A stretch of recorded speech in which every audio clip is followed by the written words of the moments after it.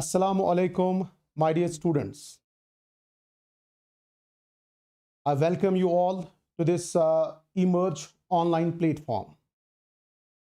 मेरे बेटे हमने रिसेंटली जो है 12th के लिए एक board sure short series start की, जिसमें अगर आप देखेंगे बेटा जेनेटिक्स का पार्ट जो है वो आरडी तारिक सर ने किया.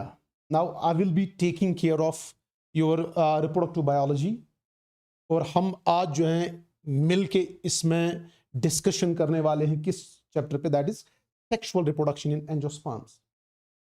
और मेरे बेटे जहां तक बोर्ड्स का सवाल है, आप यहां देख रहे होंगे कि इसमें आपके तकरीबन 7 मार्क्स बनते हैं, जिसमें से 5 मार्क्स का भी एक लॉन्ग आंसर क्वेश्चन आता है, जैसे रिसेंटली आपने देखा होगा. 3 मार्क्स का भी क्वेश्चन आ सकता है, 2 मार्क्स का भी क्वेश्चन आ सकता है, इवन 1 मार्क का भी इसमें क्वेश्चन जो है पूछा जाता है. तो इंशाल्लाह जो है आज के सेशन में हम कोशिश करेंगे कि हम सारी चीज़ों को जो है कवर करें. सो मेरे बेटे without wasting your time let's start. मेरे बेटे बहुत सारे बच्चे कहते हैं कि सर बायो जो है इसमें जो नाम है ये हमें थोड़ा प्रॉब्लम क्रिएट करते हैं, नाम याद नहीं रहते. बट मेरे बेटे मैं कहता हूं अगर आप नाम पे ही फोकस करेंगे, थोड़ा प्यार से अच्छे से कंसंट्रेट करेंगे नाम पे, जो सारा ऑलमोस्ट काम होता है वो नाम में ही होता है. तो हम भी बराबर इसी अप्रोच से जो है ये चैप्टर आपका स्टार्ट करेंगे. तो बेटा जैसे कि आप देख पा रहे होंगे यहां पे हमने नाम जो चैप्टर का दिया हुआ है, it is sexual reproduction in angiosperms. आप ध्यान रखना बेटा, it is sexual reproduction in angiosperms. अगर बेटा आप नाम की ओर ध्यान रखेंगे तो ये जो है ये नाम बना है टोटल 3 वर्ड्स का.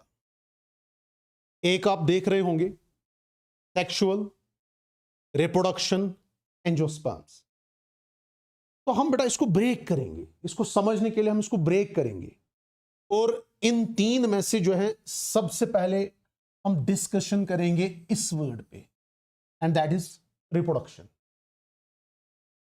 अब क्या है बेटा ये रिप्रोडक्शन, इसी को पहले जानने की कोशिश करेंगे. अल्लाह ताला फरमाते हैं सूरह अल इमरान में, कुल्लु नफ्सिन ज़ाइक़तुल मौत, मतलब every soul has to taste the death. मतलब हर एक ऑर्गेनिज्म का अंत जो है वो तय है, और डेथ जो है ये एक बायोलॉजिकल फैक्ट भी है मेरे बेटे. तो अगर मेरे बेटे डेथ से किसी भी स्पीशीज के इंडिविजुअल्स कम होते हैं और किसी भी स्पीशीज के इंडिविजुअल्स का नंबर जो है वो घटता जाता है, तो इसी को बैलेंस करने के लिए अल्लाह ताला ने एक और प्रोसेस रखा है रिप्रोडक्शन, जिससे एक स्पीशीज का एक ऑर्गेनिज्म जब वो खत्म हो जाएगा खुद, मगर वो खत्म होने से पहले क्या करता है, वो मैच्योरिटी अटेन करने के बाद अपने जैसे और इंडिविजुअल्स पैदा करके खुद तो खत्म हो जाता है, मगर उसकी रेस, उसकी प्रोजेनी, उसकी ब्रीड जो है वो आगे जो है कंटिन्यू करती है.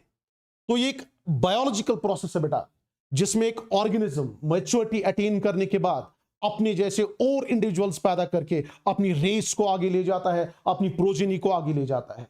तो अगर हम इसकी डेफिनेशन पे जाएंगे बेटा, तो डेफिनेशन हम ऐसे लिखेंगे, आप मेरे साथ मेरे बेटे इसको नोट भी करते जाएंगे. हम लिखेंगे बायोलॉजिकल प्रोसेस, हम रिप्रोडक्शन की बात कर रहे हैं, biological process of self perpetuation. Biological process of self perpetuation वो क्या होता है, that is continuity of species, continuity of species, continuity of species wherein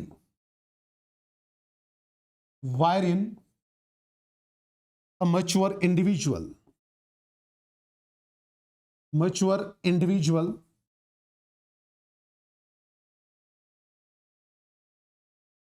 gives rise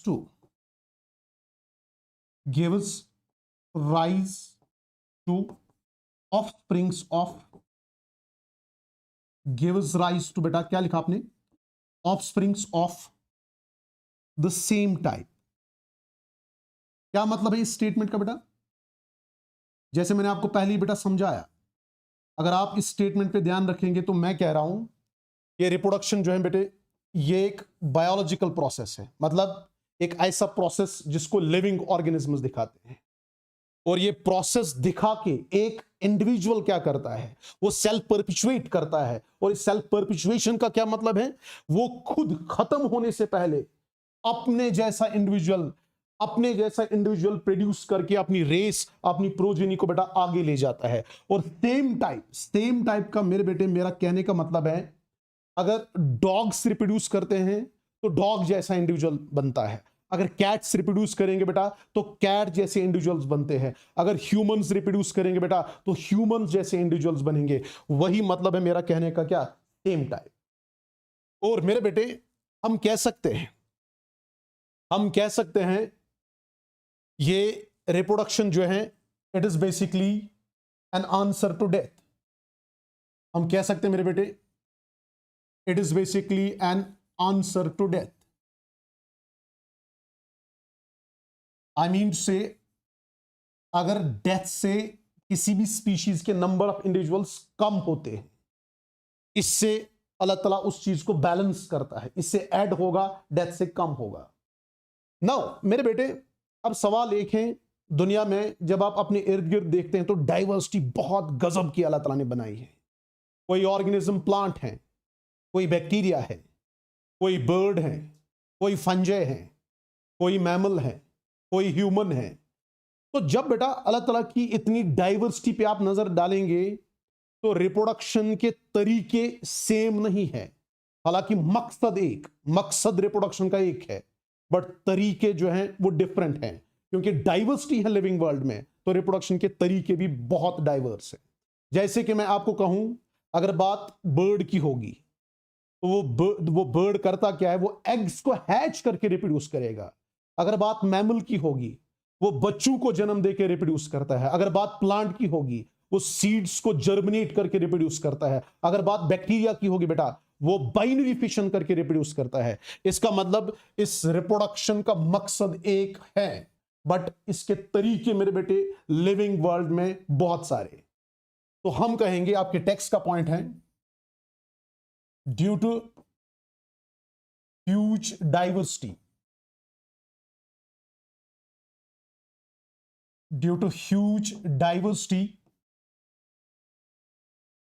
in the living world, due to huge diversity मेरे बेटे in the living world, organisms have evolved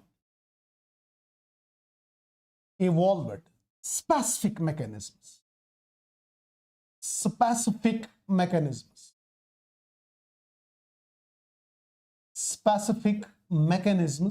इसलिए मेरे बेटे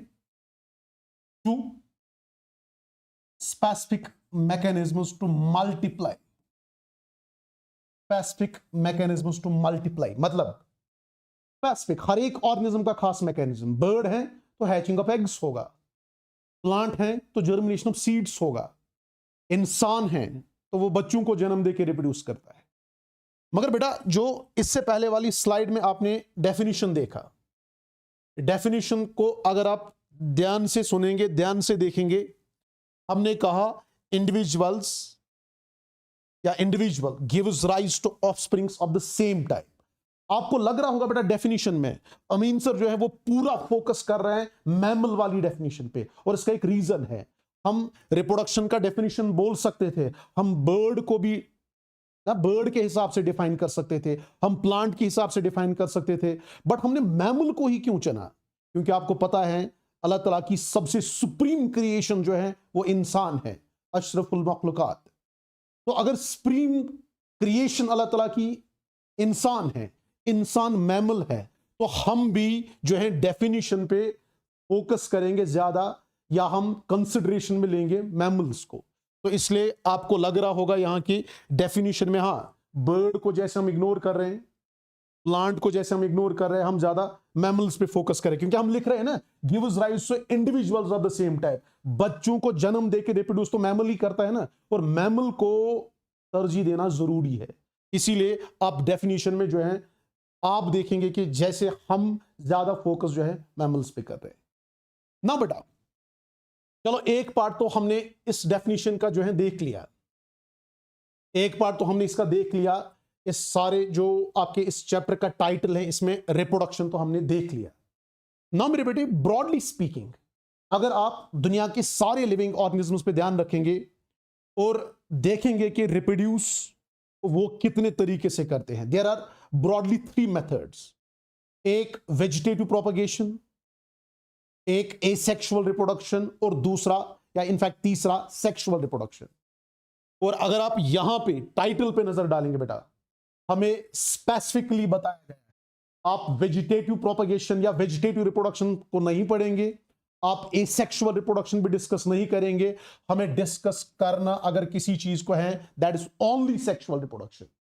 और आज मैं आपको बताऊंगा बेटा सेक्सुअल रिप्रोडक्शन जो है क्या होता है। तो मेरे बेटे याद रखना सब, सेक्सुअल रिप्रोडक्शन को डिफाइन करने के लिए अमीन सर जो है आज आपको टोटल 2 बातें बताएगा। मेरे बेटे कहना, जिस मोड ऑफ रिप्रोडक्शन में गेमीट्स बनते भी हैं और गेमीट्स जुड़ते भी हैं, बनने के बाद जुड़ जाएंगे, मतलब सिनगैमी होगा। सिनगैमी हो गया मेरे बेटे गेमीट्स का जुड़ना। तो हम कहते हैं वो mode of reproduction sexual reproduction है जिसमें क्या होता है, इन्वॉल्व्स सिनगैमी, जिसमें मेरे बेटे क्या होगा, सिनगैमी। क्या होता है syngamy? That is fusion of gametes, fusion of gametes. तो जिस मोड ऑफ रिप्रोडक्शन में गेमीट बनते भी हैं और जुड़ते भी हैं उसी को हम सेक्सुअल रिप्रोडक्शन बोलते हैं। और दूसरा इसका जो डिफाइनिंग पॉइंट है वो है मेरे बेटे माइटोसिस हो या ना हो, मियोसिस तो जरूर होगा। तो हम इसका दूसरा पॉइंट कहते हैं बेटा क्या, it involves meiosis, it involves meiosis. तो मेरे बेटे जिस मोड ऑफ रिप्रोडक्शन में गेमीट्स बनेंगे भी जुड़ेंगे भी और साथ ही साथ मियोसिस जरूर होगा, उसी को मेरे बेटे कहना ये सेक्सुअल रिप्रोडक्शन। और इसी सेक्सुअल रिप्रोडक्शन को जो है आज हम एंजियोस्पर्म्स में डिटेल में देखने वाले हैं।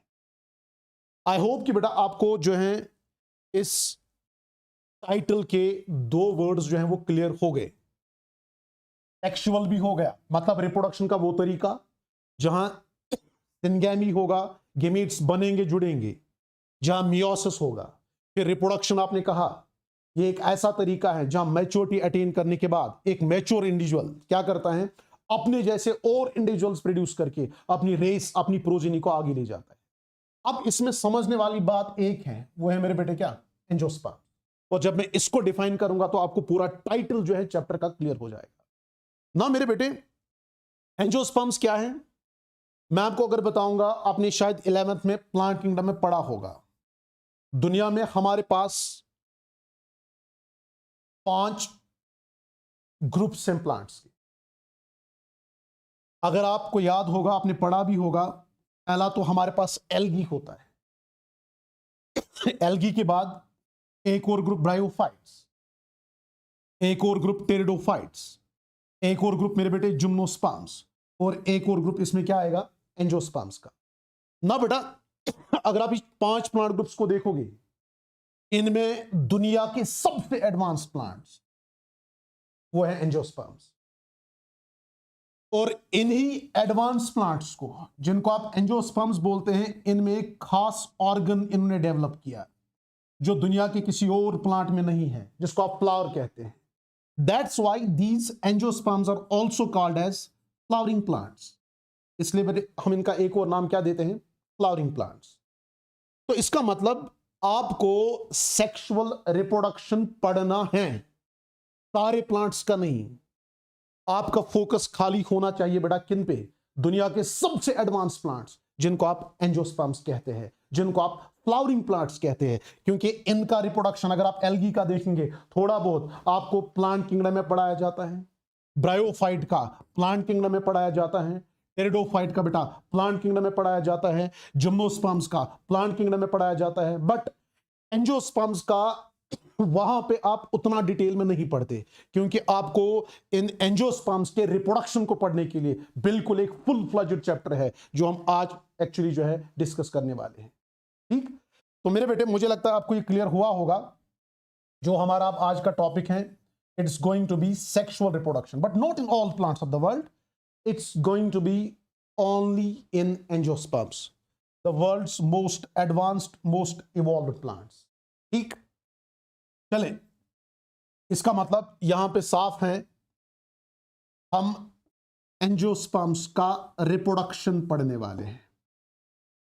एंजियोस्पर्म्स या कह दो बेटा आप फ्लावरिंग प्लांट्स, या आप कह देंगे बेटा फ्लावरिंग प्लांट्स। और मेरे बेटे ये दुनिया के सबसे एडवांस्ड सबसे इवॉल्व प्लांट्स हैं, most advanced and evolved plants, और इन्हीं के रिप्रोडक्शन को मेरे बच्चों हम डिटेल में जो है पढ़ने वाले हैं। तो आई होप कि बेटा आपको टाइटल जो है इस पूरे यूनिट का अच्छे से क्लियर हुआ होगा।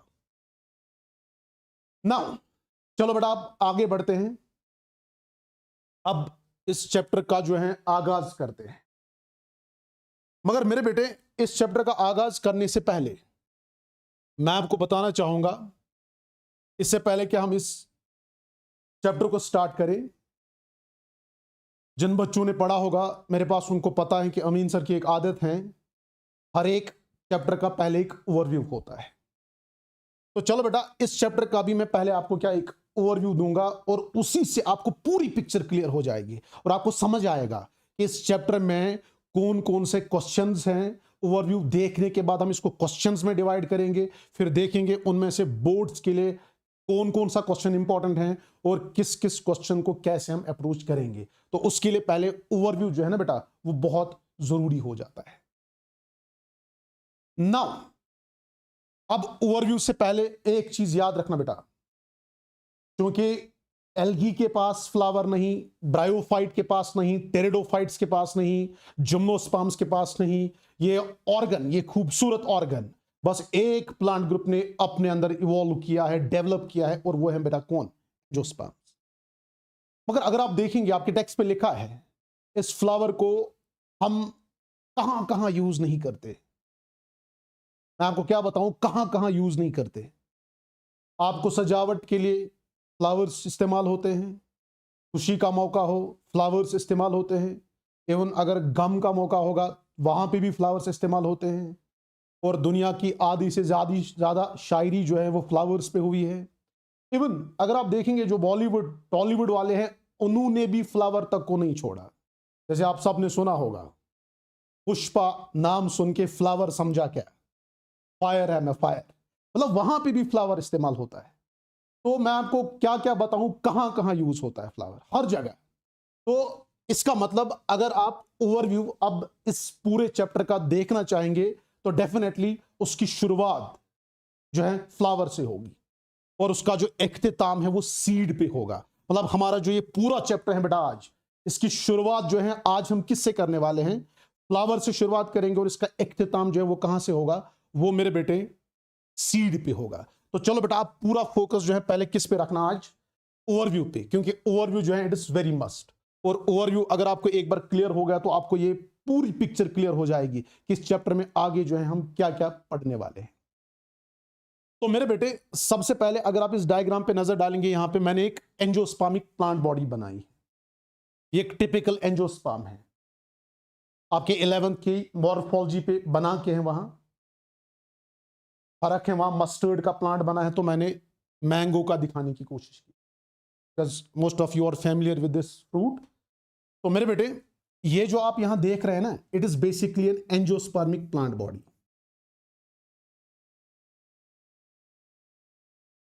It's basically what, an angiospermic plant body, जो यहां पे बना के हैं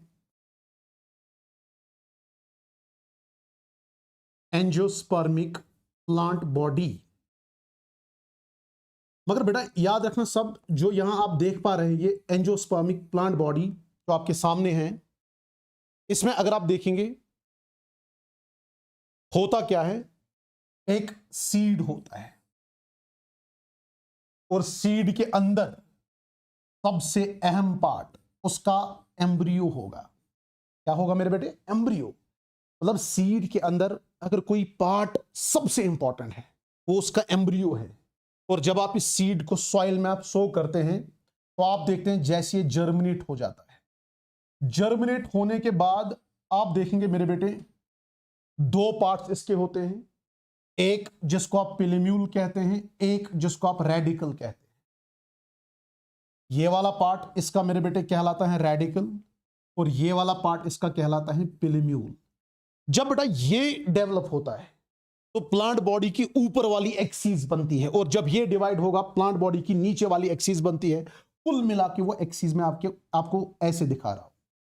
अब इसी एक्सिस का वो हिस्सा मेरे बेटे, इसी एक्सिस का वो हिस्सा जो रेडिकल के डायरेक्ट एलोंगेट होने से बनता हो।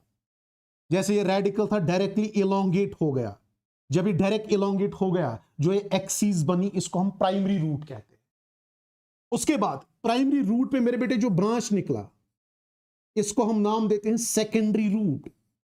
सेकेंडरी रूट पे जो ब्रांच निकलेगा टेरिशरी रूट, टेरिशरी रूट पे जो ब्रांच निकलेगा क्वाटरनरी रूट। अब उतना मैं नहीं दिखाऊंगा, अब ये सब जो है सब मिला के इसको हम बोलते हैं नाम रूट सिस्टम। और अगर मैं ज्यादा टेक्निकली बोलूं it is tap root system. अब अभी मैं बेटा उन डिटेल्स में नहीं जाऊंगा, मैं सिंपली कहूंगा इट इज रूट सिस्टम। और ये रूट सिस्टम मेरे बेटे क्या होता है? It's an underground part, it's an underground part, underground part. तो रेडिकल के डायरेक्ट इलोंगेट होने से जो एक्सिस बनी उसको प्राइमरी रूट का नाम दिया। प्राइमरी रूट के ऊपर branch secondary root, secondary root के ऊपर branch tertiary, quaternary, extra extra, और सबको कलेक्टिवली मिला के हमने नाम क्या दे दिया बेटा? Root system. और रूट सिस्टम होता है अंडरग्राउंड पार्ट। उसके बाद मेरे बेटे अगर आप इस अबो ग्राउंड पार्ट को देखेंगे, इसमें आपको कोई सॉलिड रीजन यहां दिख रहा है। यह सॉलिड रीजन मेरे बच्चों याद रखना नोड कहलाता है। और मेरे बेटे याद रखना नोड उस जगह को बोलते हैं जहां से लीफ ऑरिजिनेट होगा। और जब लीफ ऑरिजिनेट होगा बेटा एट एन एंगल ऑरिजिनेट होता है बेटा, उस एंगल को हम एक्सिल बोलते हैं। और एक्सिल के अंदर मेरे बेटे एक फ्यूचर कंडेंस्ड शूट होता है जिसको आप एक्सिलरी बड कहते हैं, axillary bud.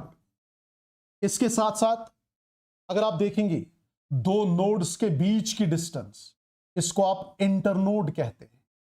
Distance between two nodes is what is called internode. और इंटरनोड तो हो गया बेटा। इंटरनोड के साथ साथ मेरे बेटे आप देख रहे हैं जो ये ऊपर वाला हिस्सा है, इसमें आप अगर ध्यान रखेंगे इसमें एक प्यारा सा ऑर्गन है जो एंजियोस्पर्म्स बनाते हैं सेक्सुअल रिप्रोडक्शन को पूरा करने के लिए, जिसको फ्लावर कहते हैं। फ्लावर के साथ साथ मेरे बेटे आप फ्रूट देख पा रहे हैं यहां,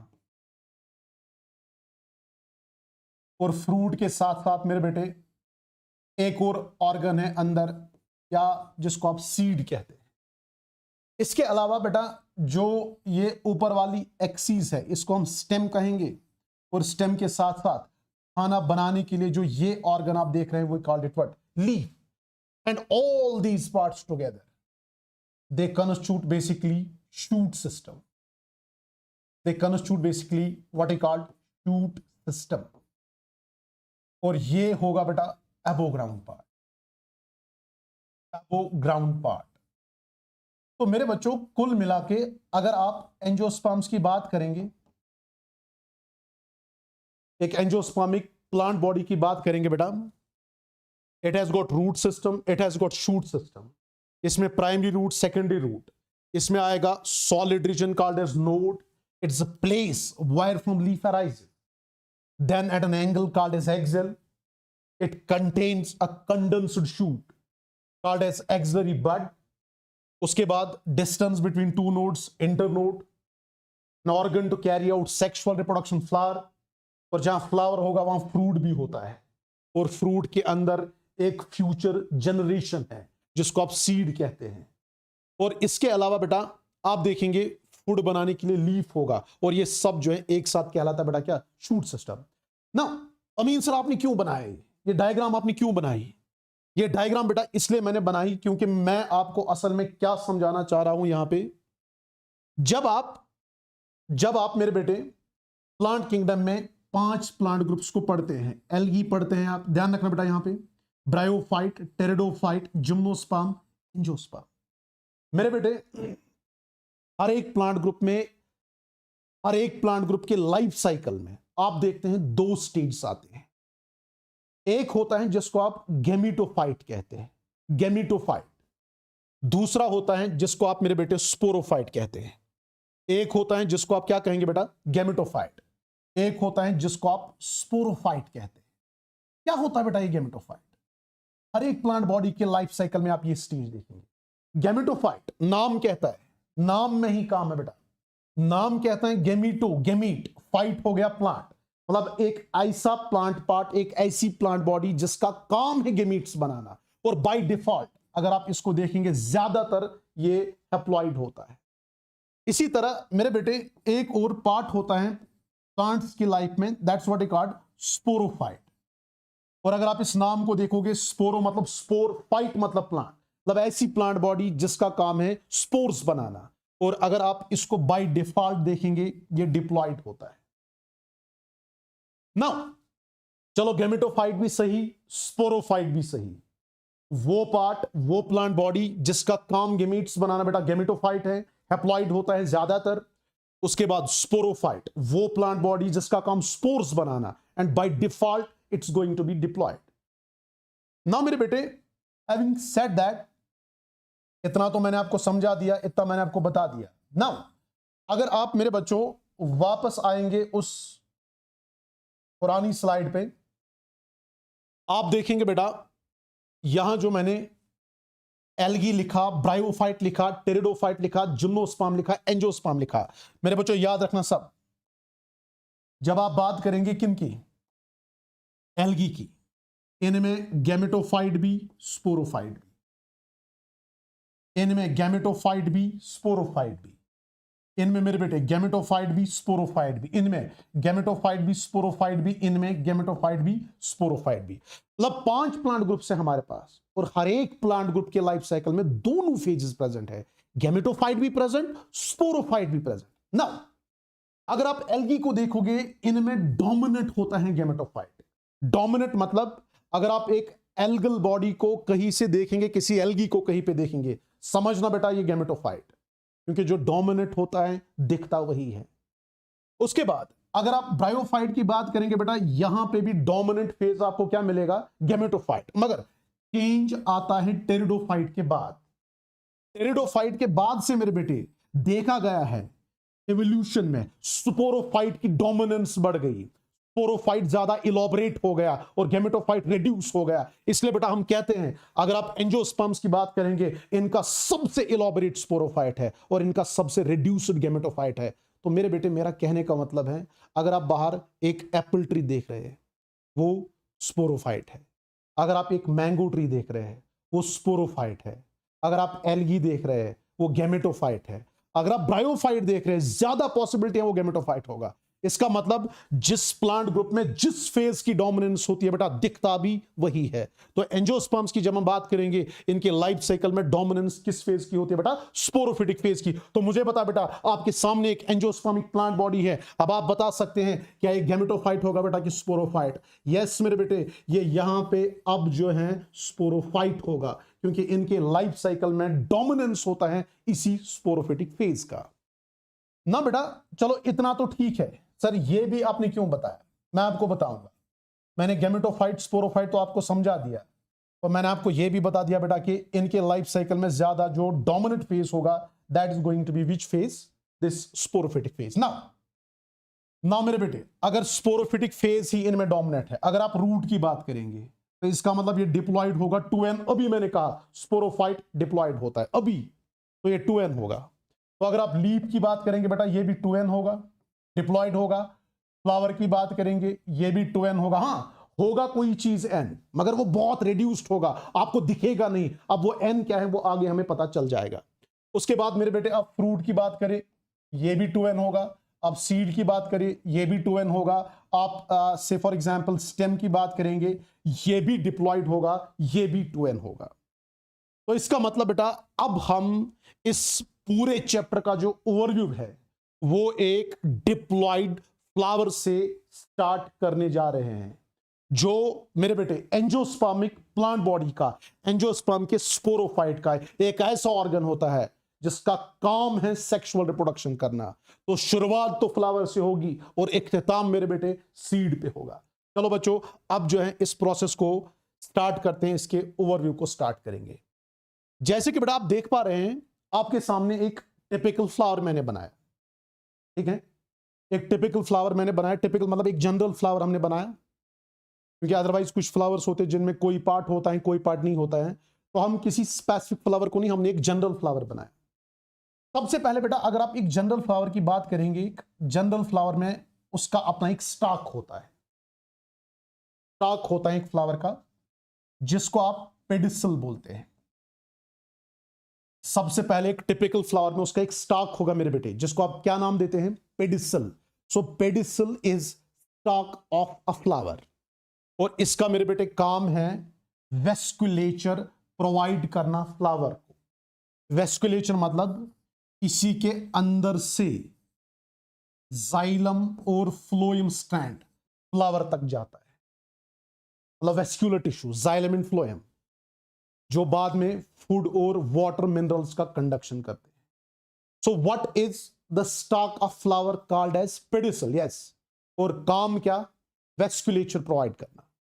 उसके बाद दूसरा इसका मेरे बेटे इंपॉर्टेंट पार्ट क्या होता है फ्लावर का, ये मैं लिखाऊंगा अभी आपको। अब दूसरा इसका पार्ट क्या होगा, इसी पेडिसल का मेरे बेटे टिप जो है वो थोड़ा स्वेल हो जाता है। स्वेल क्यों होगा, अगर नॉर्मल होता तो क्या होता मेरे बेटे, अगर नॉर्मल होता, जो फ्लावर के मेन पार्ट्स हैं उनको अरेंज करने के लिए बेस नहीं मिलती, तो अगर ये यहां पे स्वेल होगा तो एक स्वोलन स्ट्रक्चर बनाएगा, जिसको थैलेमस कहते हैं, टोरस कहते हैं, रिसेप्टेकल कहते हैं। और जब ये अवेलेबल होगा बेटे, तो फ्लावर के मेन पार्ट्स को अरेंज करने की एक प्रॉपर जगह मिलती है, और इसी स्वोलन पार्ट को हम थैलेमस के नाम से जानते हैं। सो व्हाट इज थैलेमस, इसी पेडिसल का टर्मिनल पार्ट जो स्वेल हुआ है, और अगर स्वेल हुआ है तो एक बेस बन जाती है, ताकि आप फ्लावर के डिफरेंट पार्ट्स को बेटा इस पे अरेंज करें। दिस क्लियर बेटा। नाउ मेरे बेटे चलो, पेडिसल तो स्टॉक है, काम है वेस्कुलेचर। थैलेमस तो इसका स्वोलन टिप है, काम है सरफेस एरिया प्रोवाइड करना, ताकि हम फ्लावर के डिफरेंट पार्ट्स को बेटा यहां पे अरेंज करें। हैविंग सेड दैट, इसके बाद अगर आप देखेंगे, इसमें सबसे पहला जो मेन पार्ट है उसको हम सेपल कहते हैं। एक को बेटा सेपल कहेंगे। अगर आपने ऐसा कोई फ्लावर देखा नहीं होगा जिसमें सेपल एक होगा। सेपल्स तो बहुत सारे एक फ्लावर में होते हैं, और बड़ी खूबसूरती से अल्लाह ताला ने उनको एक सर्कुलर मैनर में अरेंज किया होता है। और सर्कुलर मैनर में अरेंज किया होता है मतलब एक वर्ल बनाया होता है, और वर्ल ऑफ सेपल्स को मेरे बेटे हम कैलेक्स नाम देते हैं। तो बताओ मेरे बच्चों सब, कैलेक्स क्या है, सेपल क्या है। Sepal is a single unit, और अगर आप एक फ्लावर के बहुत सारे सेपल्स को देखोगे और उनका जो ये सर्कुलर अरेंजमेंट है उसको हम वर्ल बोलते हैं, एंड वर्ल को हम कैलेक्स कहेंगे, कैलिक्स के एक मेंबर को सेपल कहेंगे। सर काम बता दीजिए मेरे बेटे, मैंने पहली कहा ये ग्रीन है, ये पहला बनने वाला वर्ल है, ग्रीन है, फ्लावर के लिए फूड बनाता है, फोटोसिंथेसिस करता है। और दूसरा बड़ा काम इसका क्या है मेरे बच्चों, आपने देखा होगा, आपने अपने गार्डन्स में देखा होगा, जब आप बहुत इंतजार कर रहे होते हैं कि कब ये रोज का फ्लावर खिल जाए, तब ये रोज का फ्लावर जो है ओपन हो जाए और हम इसको देख पाए। मगर मेरे बेटे जब आप देखते हैं वो ओपन होने से पहले एक ग्रीन कलर का स्ट्रक्चर उसको पूरा बाहर से कवर करता है, और इस स्टेज में मेरे बेटे हम इसको फ्लावर नहीं कहते, हम कहते हैं फ्लोरल बड। इसको हम इस स्टेज में नाम क्या देते हैं बेटा? फ्लोरल बड। और फिर फ्लोरल बड जो है तब तक इसको ये ग्रीन कलर का कैलेक्स या सेपल बाहर से प्रोटेक्ट करता रहेगा जब तक अंदर से मेरे बेटे पेटल्स तैयार नहीं होंगे, जब तक अंदर से स्टेमिन तैयार नहीं होगा, जब तक अंदर से कार्पल तैयार नहीं होगा। तो इसका मतलब बेटा फ्लावर पहले फ्लोरल बड होता है और बड स्टेज में उसको बाहर से सेपल कवर करेगा, कैलेक्स कवर करेगा, प्रोटेक्शन देगा। और इसीलिए प्रोटेक्शन देना पड़ता है बेटा, अभी पेटल सेपल कैलेक्स जो है सॉरी जिस पेटल सेपल और पिस्टल या कार्पल जो है वो अभी तैयार नहीं हुआ, तो उनको प्रोटेक्ट करना है। क्या पता बाहर से कोई ऐसा एजेंट आए इसको डैमेज करे, तो इसीलिए बाहर से इसको कैलेक्स या सेपल कवर करके रखेगा, प्रोटेक्ट करेगा, प्रोटेक्शन देगा। और इस स्टेज में हम इसका नाम फ्लोरल बड देते हैं। और फिर अप्रोप्रिएट टाइम आने के बाद ये बड जो है ओपन हो जाता है, जिसको शायरी में आप कहते हैं बेटा फूल खिल गया। वो खिलना यहां बायोलॉजिकली एंथिसिस होता है। तो एंथिसिस क्या होता है? एंथिसिस हो गया मेरे बेटे फ्लोरल बड का ओपन होना, इस सेपल का, इस कैलेक्स का कटना, गिरना, और उसके बाद जो पेटल्स हैं, उसके बाद जो स्टेमिन्स हैं, उसके बाद जो कार्पल्स हैं वो आपको नजर आते हैं। और तब जाके आप देख पाते हैं बेटा एक प्यारा सा फ्लावर जो है आपके सामने ऐसा होता है। इसका मतलब ये बात मैं इसलिए कह रहा हूं बेटा, मैं आपको असल में रोल समझा रहा हूं सेपल का। सेपल का काम है क्या? एक तो मैंने बता दिया बेटा ये ग्रीन है, ये फोटोसिंथेसिस करता है, और मेरे बेटे बड स्टेज में फ्लावर को प्रोटेक्ट भी करेगा, मगर बड स्टेज में, एंथिसिस के बाद नहीं, क्योंकि एंथिसिस के बाद प्रोटेक्शन देने की जरूरत नहीं है। तब तक तो ये मैच्योर हो चुके होते हैं, इन्होंने अपना काम किया होता है, तो तब जाके इनको कोई प्रोटेक्ट या प्रोटेक्शन देने की जरूरत नहीं है। तो मेरे बेटे पहला पार्ट फ्लावर का क्या होगा? It is simply the stalk, pedicel, role, vasculature, xylem phloem, flower तक ले जाना। इसका टिप, इसका terminal part, swollen part, thalamus कहलाता है, टोरस कहलाता है, रिसेप्टेकल कहलाता है, काम, ये सरफेस एरिया प्रोवाइड करेगा ताकि फ्लावर के डिफरेंट पार्ट्स को मेरे बेटे हम अरेंज करें। उसके बाद मेरे बेटे मैंने कहा इसमें बनने वाला पहला वर्म कैलेक्स होगा, उसके एक मेंबर को सेपल कहेंगे, और काम दो करता है। ग्रीन है तो फोटोसिंथेसिस करेगा, और बड स्टेज में मतलब एंथिसिस से पहले जो है ये फ्लोरल बड को देता है प्रोटेक्शन। उसके बाद एंथिसिस के बाद प्रोटेक्शन देने की जरूरत नहीं है। आगे बढ़ते हैं मेरे बेटे। इसके बाद मेरे बच्चों फ्लावर में बनने वाला एक और इंपॉर्टेंट पार्ट अगर आप देखेंगे, वो इंपॉर्टेंट पार्ट क्या है? That's going to be this coloured part of it. और मैं आपको बेटा बताऊं, इस कलर्ड पार्ट को हम पेटल बोलते हैं। We called it what? Petal. मगर एक मेंबर को बेटा पेटल कहेंगे। और अगर आप देखते हैं बड़ी खूबसूरती से एक फ्लावर के पास बहुत सारे पेटल्स अरेंज्ड होते हैं इन सर्कुलर मैनर, और उन्हीं को मेरे बेटे हम नाम देते हैं तब वर्ल को करोला। जैसे कैलेक्स वर्ल है वैसे ही करोला भी वर्ल है। जैसे सेपल कैलेक्स का एक मेंबर है, वैसे ही करोला के एक मेंबर को हम पेटल कहते हैं। So individual member of this whorl corolla is petal, और वर्ल को खुद कहते हैं करोला, और इसके एक मेंबर को हम क्या नाम देंगे बेटा? पेटल। This clear? नाउ तो वर्ल्स दो, कैलेक्स, करोला, उनके इंडिविजुअल मेंबर्स के नाम बताओ। यस यस यस मेरे बेटे, क्या नाम बताएंगे आप? It is sepal and petal. और चलो काम पे आते हैं बेटा। काम क्या है इसका? अगर आप देखेंगे ये फ्रैग्रेंट वर्ल है। फ्रैग्रेंट मतलब इसमें फ्रैग्रेंस होती है। अगर जरूरी नहीं है बेटा कि हर एक फ्लावर में खुशबू ही हो। There are some flowers in the world like we have rafflesia, like we have aristolochia, उनमें खुशबू नहीं, उनकी बदबू होती है। क्या करे, उनके पॉलिनेटर को वही पसंद है। तो इसका मतलब बेटा ये टेक्निकली स्पीकिंग फ्रैग्रेंट वर्ल होता है। और फ्रैग्रेंट के साथ साथ ये कलर्ड होता है, और कलर्ड के साथ साथ इसी के ऊपर नेक्ट्रीज होते हैं। नेक्ट्रीज मतलब नेक्टर ग्लैंड्स जो नेक्टर रिलीज करते हैं। और अगर आप देखेंगे मेरे बेटे, नेक्टर रिलीज करना, कलर डेवलप करना, फ्रेग्रेंस डेवलप करना, ये तमाम वो एडेप्टेशंस हैं जिससे पॉलिनेटर अट्रैक्ट होता है और पॉलिनेशन होती है। तो इसका मतलब फंडामेंटली इस करोला का, इस पेटल का रोल होगा मेरे बेटे क्या, that is to carry out pollination. अगर सेपल प्रोटेक्शन देगा, खाना बनाएगा, तो पेटल जो है ये कलर डेवलप करता है, ये नेक्टर डेवलप करता है, ये फ्रेग्रेंस डेवलप करता है, और इन तमाम चीजों से मेरे बेटे क्या होता है, पॉलिनेटर अट्रैक्ट होगा, पॉलिनेशन होगी, और ये पॉलिनेशन क्या है ये हमें आगे जो है पता चल जाएगा। अब बेटा इस फ्लावर के सबसे दो इंपॉर्टेंट पार्ट्स, अगर आप देखोगे, आपने जो है स्टेपल भी देखा, आपने जो है बेटा पेटल भी देखा। हाँ, किसी ने प्रोटेक्शन दिया, किसी ने फूड बनाया, किसी ने पॉलिनेशन की, मगर किसी ने मेरे बेटे मेल और फीमेल गेमीट नहीं बनाया। और मैंने आपको पहली स्टार्टिंग में कहा, सेक्सुअल रिप्रोडक्शन वही जिसमें गेमीट्स बनेंगे भी, जुड़ेंगे भी। इसका मतलब गेमीट्स बनाना पहले जरूरी है, और उन गेमीट्स को बनाने के लिए जो एक टिपिकल फ्लावर में ऑर्गन्स होते हैं वो ये दो है जिनके साथ हम ज्यादा डील करेंगे इस चैप्टर के अंदर। और अगर आप देखेंगे मेरे बेटे, सबसे पहले जो है मैं यहां दिखाना चाहूंगा, this is basically the stigma. ये पार्ट जो अपर पार्ट आप देख रहे हैं, this is what we call stigma, और इसका रोल क्या, काम क्या, आगे मैं बताऊंगा। उसके बाद मेरे बेटे ये एलोंगेटेड पार्ट जो आप देख रहे हैं यहां पे, ये स्टाइल है, और स्टाइल का रोल क्या है, काम क्या है, वो भी आगे देखेंगे हम। Now this basal bulged part, this is what we called ovary, और मेरे बेटे ओवरी के अंदर आप ये डॉट जैसा देख रहे हैं, it's going to be an ovule.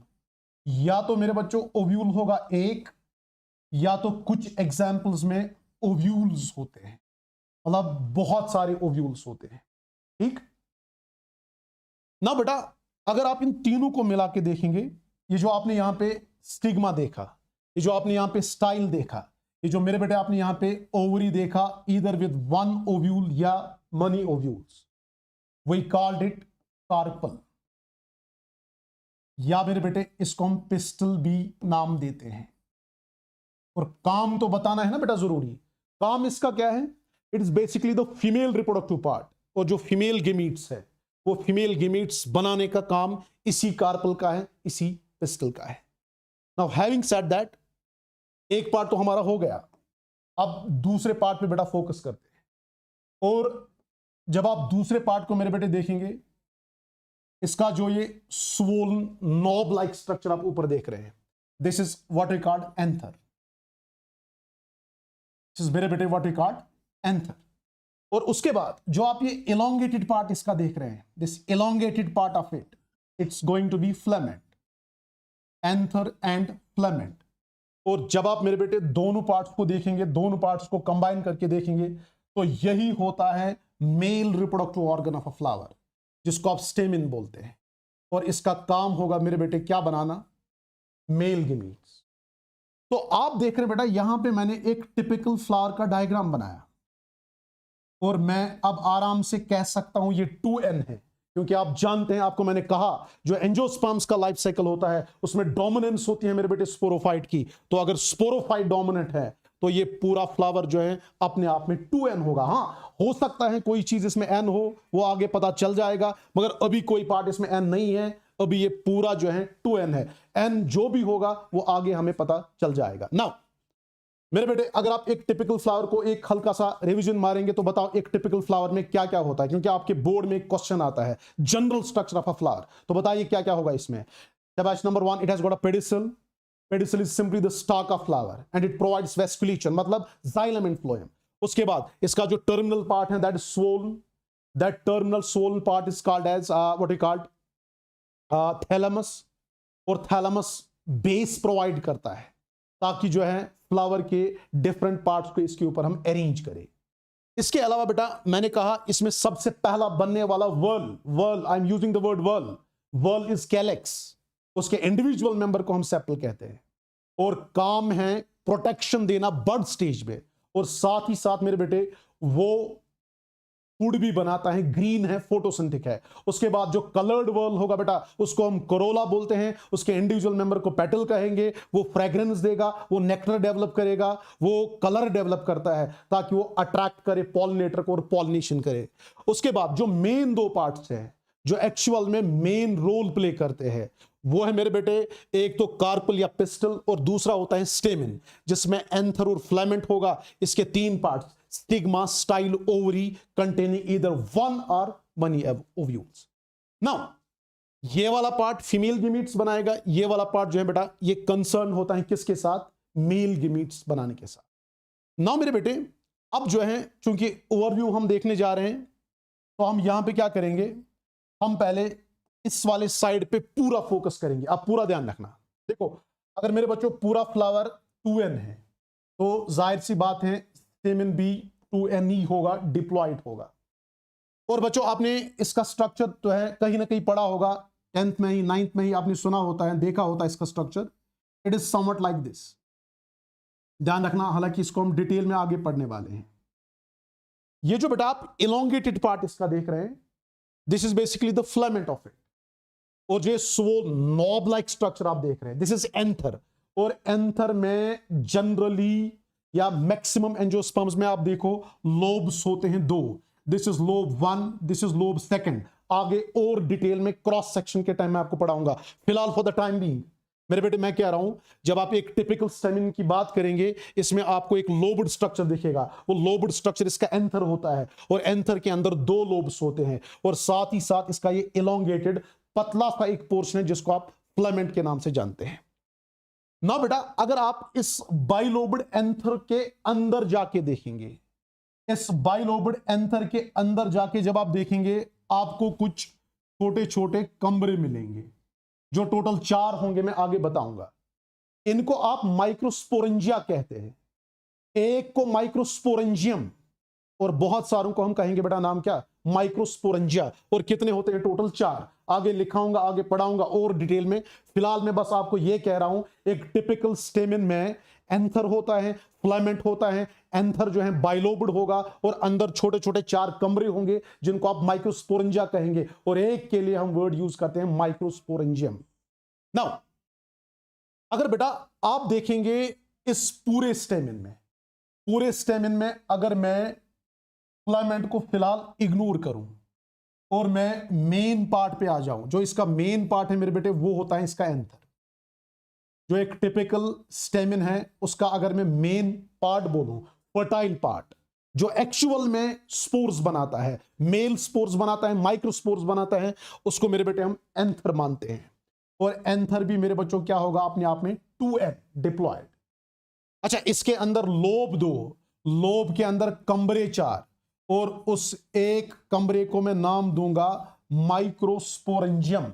जैसे मैंने कहा बेटा माइक्रोस्पोरेंजियम, ये एक लोब, मैं इसकी बात कर रहा हूं, माइक्रोस्पोरेंजियम एक को, और ये 4 होते हैं टोटल, तो हम नाम देंगे बेटा क्या, माइक्रोस्पोरेंजिया। तो मेरे बेटे अगर आप यहां देखेंगे, ध्यान रखेंगे, जो आपने एक एंथर लिया उसके 2 लोब्स के अंदर 4 कमरे हैं, जिसमें मैं यहां पे एक ले रहा हूं, दैट इज माइक्रोस्पोरेंजियम। और चूंकि बेटा ये माइक्रोस्पोरेंजियम एंथर का ही एक हिस्सा है, तो हम मान के चलेंगे ये भी पूरा क्या होगा, डिप्लॉयड। नाउ ये जो बेटा डिप्लॉयड माइक्रोस्पोरेंजियम है, इस डिप्लॉयड माइक्रोस्पोरेंजियम के अंदर जब आप देखेंगे, एक माइक्रोस्पोरेंजियम को यहां ले रहा हूं मैं, एक को अलग दिखा रहा हूं यहां पे।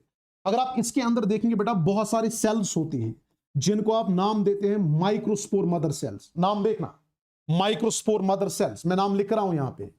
We call these cells microspore mother cells. There is a mass of cells, there's a group of cells beta inside this each microsporangium and we call them microspore mother cells, और ये भी होंगे मेरे बेटे डिप्लॉयड। नाउ अगर आप microspore mother sales के नाम पे फोकस करेंगे, जैसे मैंने कहा नाम में काम है, अगर आप फोकस करेंगे बेटा थोड़ा बहुत, आप देखेंगे माइक्रोस्पोर मदर सेल, मतलब अगर आप माइक्रो देखेंगे रिप्रोडक्टिव बायोलॉजी में, याद रखना बेटा, क्योंकि आपने पढ़ा होता है male gamete is small in size and motile, female gamete is large in size and non-motile। इसलिए स्मॉल जब भी हम स्मॉल की बात करेंगे, मतलब रिप्रोडक्टिव बायोलॉजी में वो मेल गेमीट का इशारा होता है। तो इसका मतलब अगर मैं माइक्रो कह रहा हूं, माइक्रो मतलब small, and small means male gamete. Mega मतलब large, and mega is related to female. तो अगर आप यहां देखेंगे अब नाम माइक्रोस्पोर मतलब मेल स्पोर, मदर सेल्स, वो सेल्स जिनसे आगे बनेंगे मेल स्पोर्स। मेल स्पोर्स बनाने वाली सेल्स को ही बेटा हम नाम क्या देंगे? माइक्रोस्पोर। तो चलो मेरे बेटे यहां तक तो ठीक है, अब आगे देखते हैं। मेरे बेटे मैंने आपको बताया स्टेमिन जो है it is the male reproductive part of a flower and it is concern with the production of male gametes. उसके बाद मैंने कहा इसके दो पार्ट्स, एक एंथर एक फ्लामेंट। फर्टाइल पार्ट इसका एंथर होगा, स्टीराइल पार्ट इसका फ्लामेंट होगा। फ्लामेंट एंथर तक जाइलम फ्लोएम ले जाता है, वेस्कुलेचर प्रोवाइड करता है, जैसे पेडिसल प्रोवाइड करेगा फ्लावर के लिए। मेन हिस्सा तो एंथर है। एंथर के अंदर दो लोब्स जो है, जो आपको बाहर से दो लोब्स दिख रहे हैं, उनके अंदर आप चार कमरे देखेंगे। एक को माइक्रोस्पोरेंजियम कहेंगे, जिसके अंदर प्रेजेंट होती है क्या? सेल्स, जिनको आप नाम क्या देते हैं? Microspore mother cells. And microspore मेरे बेटे याद रखना, it refers to male spore, it refers to male spore. और मेल स्पोर्स बनाने वाली सेल्स को हम नाम क्या देते हैं? Microspore mother cells. ना बेटा अब इसी स्लाइड को थोड़ा आगे ले जाएंगे हम, इसको हम यहां इस स्लाइड पे इसका बाकी पोर्शन दिखाएंगे। नाउ जो आपने माइक्रोस्पोर मदर सेल्स बेटा अंदर लिए, ध्यान रखना बेटा, उन्हीं माइक्रोस्पोर मदर सेल्स का अब मैं शॉर्ट में यहां लिख रहा हूं। अब हम शॉर्ट में यहां क्या लिखेंगे? जो आपने अभी कहा बेटा माइक्रोस्पोर मदर सेल, उन्हीं माइक्रोस्पोर मदर सेल्स को हम यहां पे दिखाएंगे। मैं लिख रहा हूं MMC, माइक्रोस्पोर मदर सेल्स। ठीक है बेटा, डिप्लॉयड। ये मेरे बेटे पहली बार एक प्रोसेस करेंगे जिसका नाम मियोसिस। मियोसिस एक प्रोसेस करेंगे मेरे बेटे जिसका हम नाम क्या देते हैं? Meiosis. And meiosis you know it's a reductional division. जैसी मेरे बच्चों माइक्रोस्पोर मदर सेल्स में मियोसिस होता है, रिडक्शनल डिवीजन होगा, आप देखेंगे स्मॉल साइज्ड स्पोर्स बनेंगे, मगर माइक्रोस्पोरेंजियम के अंदर, जिनको आप माइक्रोस्पोर्स का नाम देंगे बेटा। और ये माइक्रोस्पोर ही मेरे बेटे मेल स्पोर होता है। और इस तरीके से आज आपने देखा एक एंजियोस्पर्मिक की प्लांट बॉडी जो है, उसके ऊपर प्रेजेंट जो फ्लावर है, उस फ्लावर के अंदर का स्टेमिन जो है, स्टेमिन के अंदर का एंथर जो है, एंथर के अंदर का माइक्रोस्पोरेंजियम जो है, उसी ने स्पोर बनाया। और उस स्पोर का मैंने नाम क्या दिया? माइक्रोस्पोर। और जो मैंने पहले कहा था वो पॉइंट बेटा जस्टिफाई हो गया। Plant body concerned with the production of spores. इसका मतलब जो ये एंजियोस्पर्मिक प्लांट बॉडी है, उसके फ्लावर के अंदर अल्टीमेटली स्पोर बना। और जो मैंने बात कही थी वो जो है जस्टिफाई हो गया कि इनमें डोमिनेंट फेज होता है sporophytic phase. And sporophytic phase plant body का वो पार्ट या वो plant part which is concerned with the production of spores. और आप देख रहे हैं उसने स्पोर बनाया। मगर मेरे बेटे हुआ क्या है बेसिकली, अगर आप यहां पूरा देखेंगे इसको, हम एक लोब लेंगे, एक लोब लेंगे एंथर का बेटा। एक लोब के अंदर हम मानेंगे दो माइक्रोस्पोरेंजिया है। दो में से मेरे बेटे मैं एक दिखा रहा हूं। एक के अंदर प्रेजेंट थे माइक्रोस्पोर मदर सेल्स। उन माइक्रोस्पोर मदर सेल्स ने मियोसिस किया बेटा, और छोटे छोटे स्पोर्स बनाए बहुत ज्यादा नंबर में, जिनको आप नाम अब क्या देंगे बेटा? माइक्रोस्पोर्स। मेरे बेटे अब खास एक बात याद रखना, जब तक ये माइक्रोस्पोर मेरे बच्चों इस माइक्रोस्पोरेंजियम के अंदर होगा, ये होता है बेटा यूनिसेल्यूलर। तो हम लिखेंगे यहां पे यूनिसेल्यूलर विद इन, किसके अंदर मेरे बेटे? Unicellular with in microsporangium. ध्यान रखना बेटा, यूनिसेल्यूलर विद इन माइक्रोस्पोरेंजियम मतलब जब तक ये माइक्रोस्पोरेंजियम के अंदर होता है, ये यूनिसेल्यूलर होता है। और अगर मैं यहां पे इसको जूम करके दिखाऊं, ये कहीं ना कहीं ऐसा होगा, यूनिसेलुलर यूनिन्यूक्लिएट स्ट्रक्चर। मगर बेटा जब तक ये अंदर है यूनिसेलुलर है, और जब इसको बेटा बाहर आना होता है, बाहर जब इसको आना होगा बेटा, अंदर बैठने के लिए तो नहीं बना है, इसको बाहर आना है जरूर।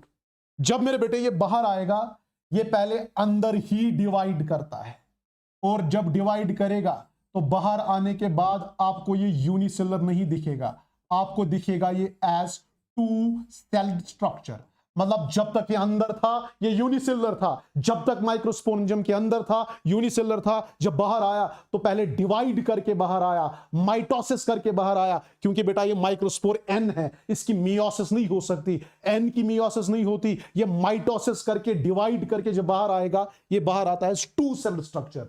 और ऐसा मेरे बेटे होता है तकरीबन 60% एंजियोस्पर्म्स में। मतलब मेरा कहने का यह है जो दुनिया के मैक्सिमम एंजियोस्पर्म्स है 60% एंजियोस्पर्म्स है बेटा, उनमें माइक्रोस्पोर जब तक इस माइक्रोस्पोरेंजियम के अंदर होगा ये बेटा यूनिसेलुलर होगा, और जब डिवाइड करता है फिर एज टू सेल स्ट्रक्चर बाहर आएगा। और आगे आप टेंशन नहीं लेना, मैं आपको बताऊंगा ये दो सेल्स क्या होती है, ये वेजिटेटिव सेल होगा, ये जनरेटिव सेल होगा बेटा, ये आगे जो है डिटेल में हम देखने वाले हैं। और अगर बेटा बचे हुए 40% एंजियोस्पर्म्स की बात करेंगे, वहां ये डिवाइड करने के बाद ये डिवाइड करता है, मगर ये आएगा बाहर एज थ्री सेल स्ट्रक्चर। ये मेरे बेटे बाहर आएगा as what, three cell structure. और एज थ्री सेल स्ट्रक्चर ये आएगा बाहर in 40% angiosperms, and as two cell structure ये बाहर आएगा इन 60% एंजियोस्पर्म्स।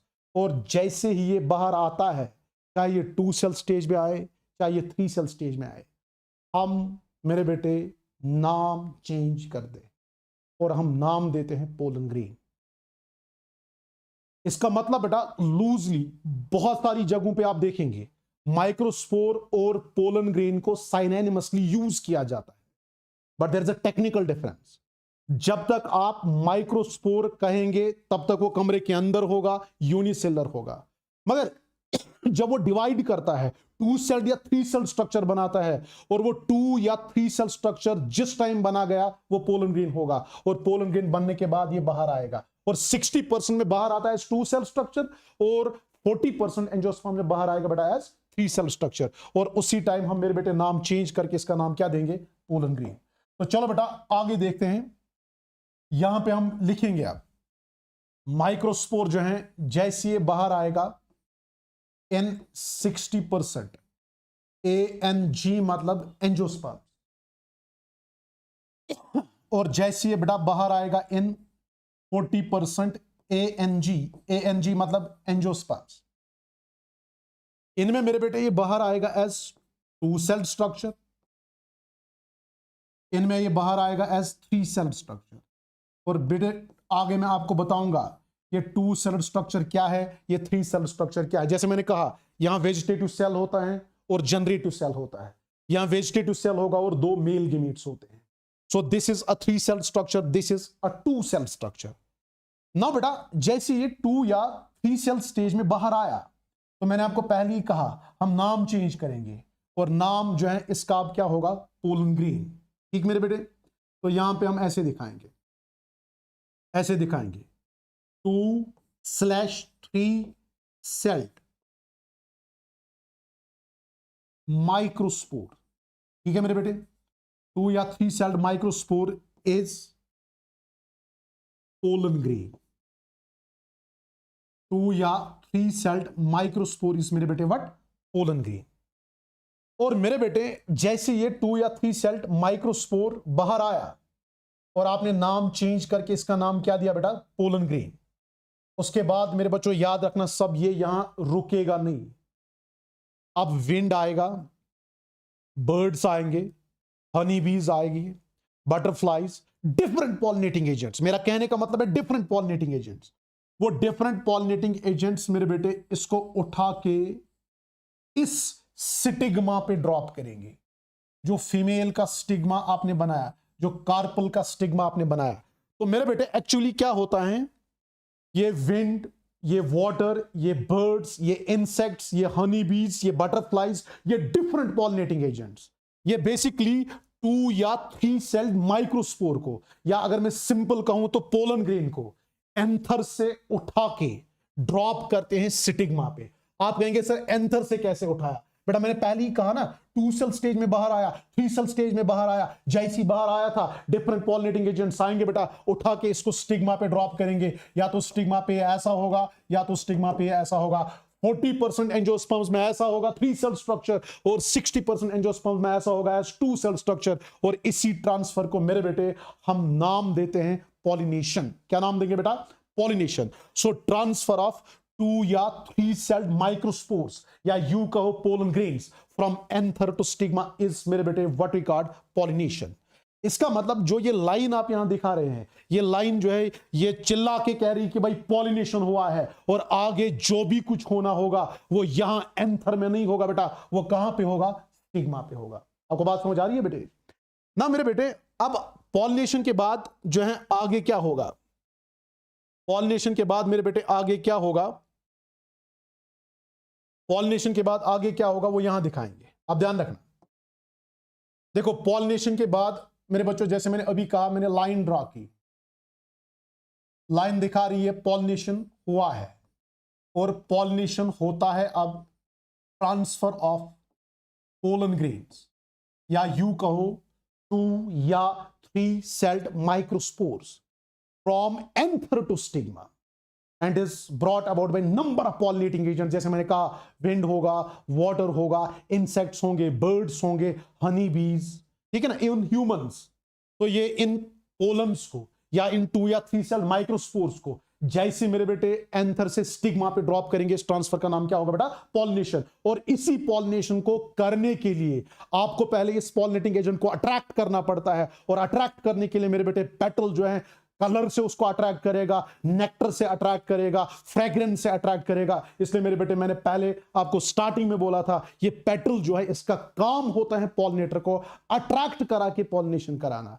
नाउ अब पॉलिनेशन के बाद यहां एंथर पे तो कुछ नहीं होगा, जो भी होना है बेटा वो स्टिग्मा पे होगा। मगर मैं डायग्राम को सिंपल बनाने के लिए जो स्टेज मेरे बेटे स्टिग्मा पे होते हैं उन 2 स्टेजेस को भी मैं लिखूंगा यहां पे, बस लिखूंगा इसलिए लिखूंगा ताकि हमारा डायग्राम सिंपल बने। अदरवाइज आपको पता है वो 2 स्टेज भी कहां पे क्लियर हो जाते हैं या कवर हो जाते हैं, स्टिग्मा पे। मतलब यहां पे 2 सेल स्टेज में गिरने के बाद, यहां पे मेरे बेटे 3 सेल स्टेज में गिरने के बाद आगे क्या होगा वो मैं यहां नहीं दिखाऊंगा, मैं लिखूंगा यहां, मगर होता है यहां पे। और आगे आप देखेंगे मेरे बेटे पॉलिनेशन के बाद स्टिग्मा पे ये 2 या 3 सेल्ड पोलन ग्रेन डेवलप होता है into structure called as male gametophyte. इसमें मेरे बेटे डेवलप होगा into structure called as male gametophyte, haploid होगा, एन होगा बेटा। और उसके बाद फाइनली ये एंजियोस्पर्म्स का मेरे बेटे एक खास कैरेक्टर है, एक मेल गेमेटोफाइट। आप देखेंगे एक मेल गेमेटोफाइट के अंदर 2 मेल गेमेट्स होते हैं, और वो मेरे बेटे होते हैं नॉन मोटाइल। तो हमने लिखा यहां पे मेरे बेटे एक मेल गेमेट हमने दिखाया, ये non motile male gamete haploid होगा, और ये रहा दूसरा non motile haploid mail gamete, और ये भी होगा मेरे बेटे क्या, एन हैप्लॉइड। इसका मतलब मेरे बेटे जो आपने देखा, अगर मैं स्टार्टिंग से ही देखूंगा स्टेमिन से, जब हमने स्टेमिन से बेटा प्रोसेस को स्टार्ट किया था, स्टेमिन से ही अगर हम देखेंगे, ध्यान रखना मेरे बच्चों ये हो गया ऑलमोस्ट क्लियर। मुझे लगता है सबको क्लियर हो गया अच्छे से, ध्यान रखना बेटा सब। अगर हम स्टार्टिंग से ही देखेंगे तो इससे पहले वाली स्लाइड्स हमने आपको दिखाए। देखो सबसे पहले तो हमने कहा था बेटा क्या, ये फ्लावर का जो मेल रिप्रोडक्टिव पार्ट है स्टेमिन है। 2 पार्ट्स हैं इसके further, anther swollen part, lobed part जिसमें 2 लोब्स आपको मिलेंगे, फिर एक इलांगेटेड पार्ट जो इसको जाइलम फ्लोएम ले जाएगा, that's what is called filament. फिर उसके बाद मेरे बेटे मैंने कहा फिलामेंट और एंथर के बाद से इंपॉर्टेंट ज्यादा एंथर, क्योंकि मेल स्पोर्स माइक्रोस्पोर्स यही बनाता है।